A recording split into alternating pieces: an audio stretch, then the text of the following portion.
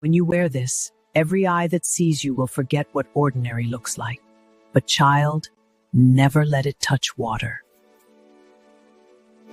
Wait! Before Adeze could open her mouth to ask a single question, the old woman melted into the evening air like she had never existed at all. Adeze stood alone on the riverbank, heart hammering, holding the most beautiful necklace she had ever seen in her life. It shimmered like moonlight trapped in silver. She looked left, she looked right, she looked behind her. Nothing. Just crickets and the soft gurgling of the river. Okay then. She whispered to nobody. Okay then. Now, let us first understand who Adeze was before this necklace entered her life and turned everything upside down. Adeze was 24 years old and lived in the village of Oguta, a lively, gossiping, pepper soup-smelling village where everybody knew your name, your mother's name, your grandmother's name, and, unfortunately, your business. She was not ugly. Let that be said clearly and honestly. She was not ugly. She was just overlooked. Her skin was smooth but too dark for the village's particular tastes. Her nose was wide and proud. Her body was straight up and down like a fresh ironing board. No curve announced itself, nothing advertised. When she walked into a room, eyes did not follow her. When she spoke, people listened politely and then turned back to more interesting things. Her mother had tried everything. Eat more, her mother said. Adeze ate. Nothing changed.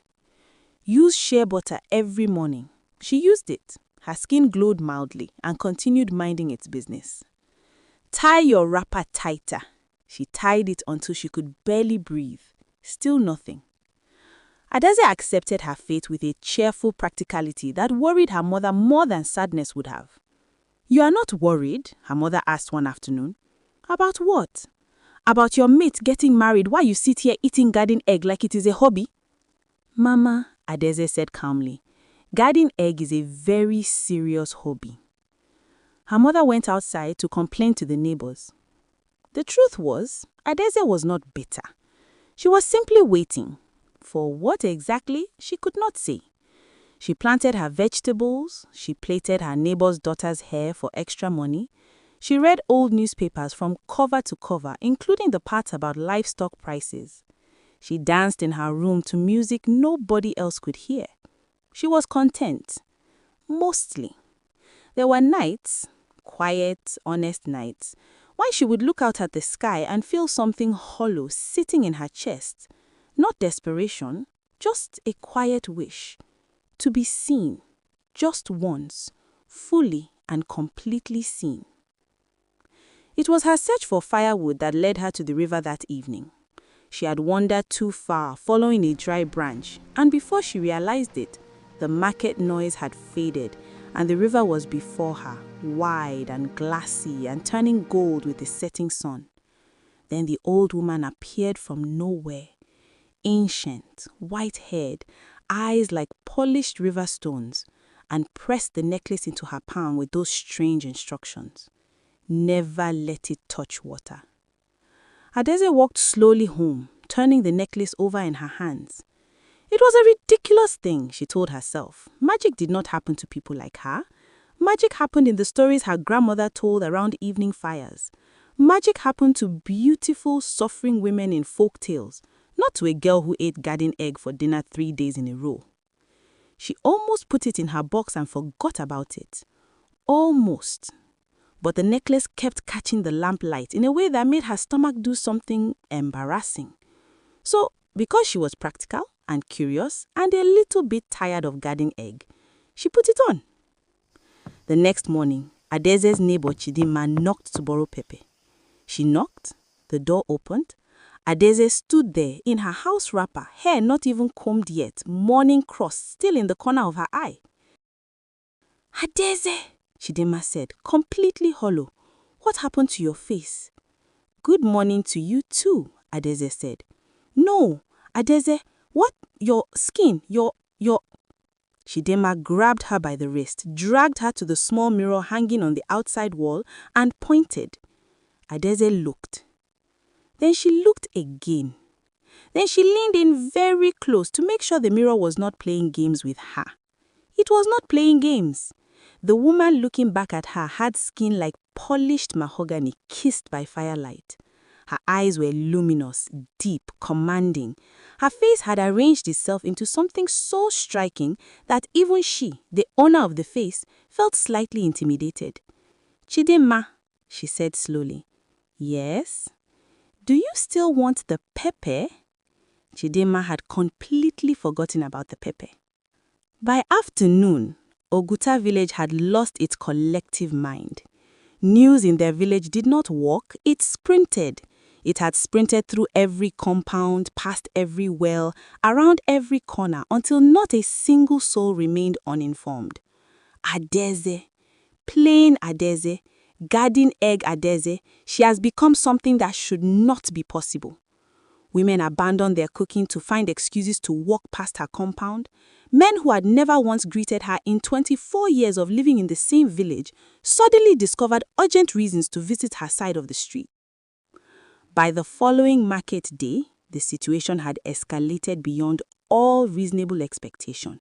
They came wearing their best outfits, carrying ridiculous gifts. A man brought an entire smoked cow.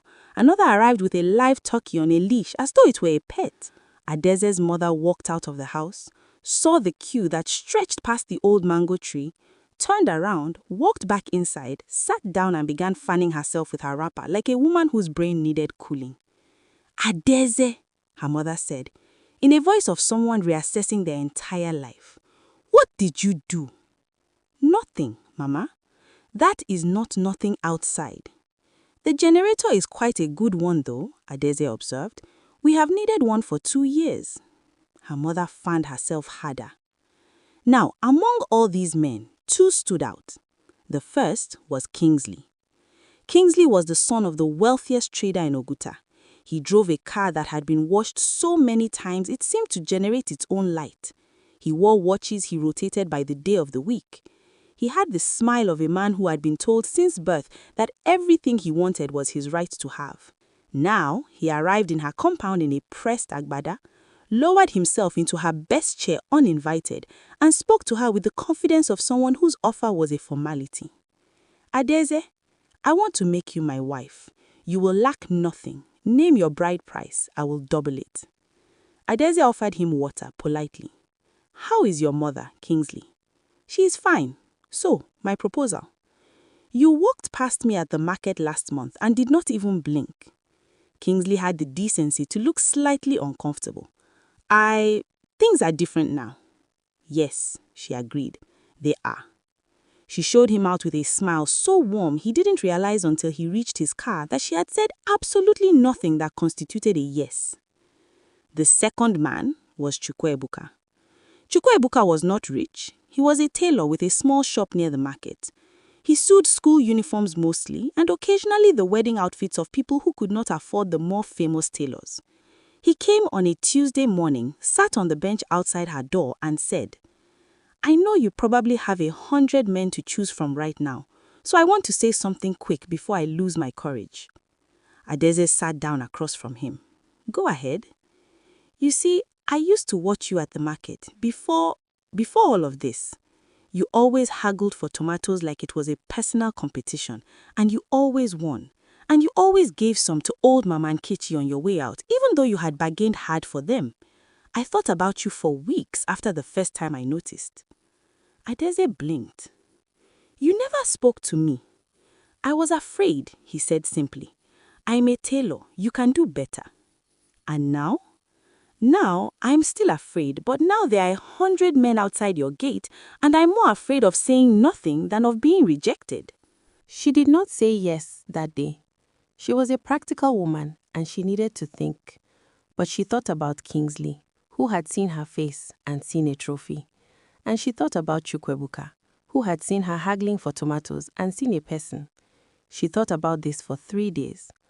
On the 4th day, she went to close the gate on a man who had arrived with what appeared to be a small plot of land as a courtship gift, and she saw Chukwuebuka sitting on the bench across the road. Not at her gate, not pushing, not performing, just sitting there mending something small in his hands, patient as morning. He looked up, saw her, lifted one hand in a small wave. She laughed before she could stop herself. "Come inside," she called. "I'll make tea." They married in the dry season. It was a small wedding, which Oguta found scandalous. How do you have a small wedding when the most beautiful woman in 3 villages is the bride? But Adaeze had never been interested in performing for an audience. The night after the wedding, sitting outside under a sky full of stars, Adaeze felt the necklace warm against her skin. She had almost forgotten about the warning, never let it touch water. She had been so careful, no rain, no river, no careless washing. She had protected it with the diligence of a woman who understood that some gifts come with conditions. But happiness, she was discovering, makes you careless. Because she was laughing at something Chukwuebuka said, a terrible joke, an embarrassingly bad joke that she laughed at anyway because his face when he delivered it was too earnest to resist. And she knocked over the cup of water between them. It splashed across her chest, across the necklace. The warmth vanished instantly. She felt her face shift, not painfully, just quietly, like a door settling back into its frame. Chukwuebuka, mid-laugh, stopped, looked at her. She braced herself. Because her skin had returned to its natural shade, her face had returned to itself. Wide nose, steady eyes, the face that 24 years of living had made. The extraordinary beauty, the world-stopping goddess who had caused a man to show up with a generator, she was gone. "Did something just..." he started. "Yes," she said, decided honesty was the only way. "The necklace, there was a woman by the river. I should have told you. I'm sorry." She reached up to take it off. He stopped her hand gently. "Leave it," he said. "It doesn't work anymore, the water." "I know," he shrugged. "I'm talking to the same woman I drank tea with for 2 months. The same woman who haggles for tomatoes like it is warfare. The same woman who laughed at my terrible joke just now out of pure kindness." He tilted his head. "Why would I need a necklace to find that beautiful?" Adaeze looked at him. Then she looked away because her eyes were doing something embarrassing. "Your joke," she said after a moment, voice carefully controlled, "was genuinely terrible." In the morning, she walked to the river and placed the necklace gently into the water.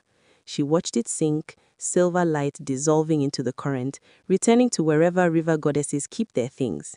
She walked home in the early sun, face her own face, body her own body, completely and entirely herself.